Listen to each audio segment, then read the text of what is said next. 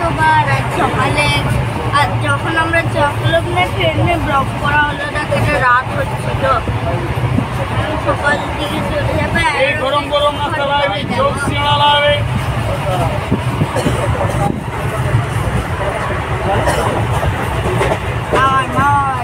ये vegetable chop सिंघाड़ा लाए আবার বাবা বাড়ি দুটো বেশি দুটো কেমন আছো তোমরা সবাই? আশা করি খুব ভালো আছো।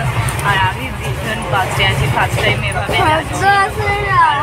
হঠাৎ করে এমার্জেন্সি ছিল, দেখতে পাচ্ছ আমি মিডিল বাড়িতে বসে আছি। কাল রাত্রে এত ভিড় হয়েছিল আমাকে এমার্জেন্সি উইন্ডো দিয়ে ঢুকিয়েছিল। আমি জানি না তোমরা আমার গলা শুনতে পাচ্ছ কিনা, আমি তো বলে যাচ্ছি কারণ ট্রেনের প্রচণ্ড শব্দ। আর আমি ট্রেনের বসে আছি, ওখান থেকে নামতেও পাইনি কারণ পুজোর ভিড়, এতটাই ভিড় আর এত মানুষ মানে যাচ্ছে যে বাথরুম যাওয়ারও পর্যন্ত মানে নেই। আর আমরা এসির টিকিট পাইনি, 3 মাস আগে কাটিয়েছি কিন্তু তাও এসির টিকিট পাইনি, এরকম অবস্থা। কারণ পুজোর টাইমটা একটু এরকম হয়। আর মাঝখানে তো আমি হাসপাতালে অ্যাডমিট হয়ে গেছিলাম, তো সেই জন্য টিকিটটা কাটাতে অনেকটাই দেরি হয়ে গেছিলো। চলো যাই হোক, লেডিস কোটায় একটা সিট পেয়েছিলাম বলেই আর যাওয়া হচ্ছে। আর 2 অক্টোবর ভেবেছিলাম তৎকাল টিকিট কাটবো, কিন্তু যখন বাবাই পুজো থেকে মোটামুটি রাজি হয়ে গেল সেই জন্য 2 অক্টোবরের রিক্সটা নিলাম না। কারণ তৎকালে যদি না পেতাম তাহলে আর বুঝতেই না।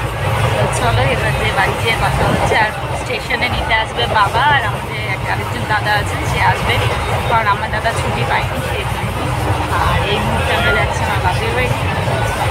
হ্যাঁ অবশ্যই বাপের বাড়ি যাওয়ার তো আনন্দ আছে, কিন্তু তোমাদের দাদাভাইকে ছেড়ে এসেছি বলে একটু মনটাও খারাপ লাগছে।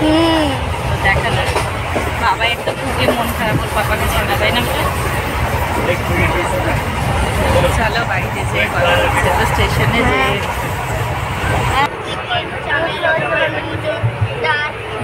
এলো দামোদরের হাড়ি কুড়ি তোয়ালে চাল কুড়ি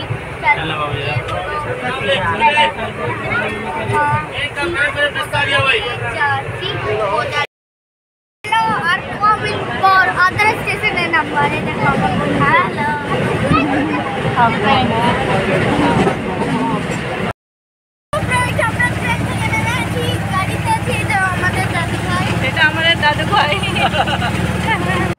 তো বন্ধুরা আজকের মতো ভিডিওটা এখানেই শেষ করছি, কারণ এরপর আমার কোনো ভিডিও আর রেকর্ড করা হয়নি। আর এটা বাড়ি যেতে যেতে রাস্তার কিছু পিক নিয়েছিলাম, তো সেটাই তোমাদের সঙ্গে শেয়ার করলাম। আর মনের মধ্যে একটা অজানা দুঃখ আছে, তো তোমরা অনেকেই জানো, আর যারা জানো না তাদের উদ্দেশ্যে পরে একবার বলবো যে কী জন্য কি আমি আর ভিডিও শ্যুট করিনি। তাহলে চলো।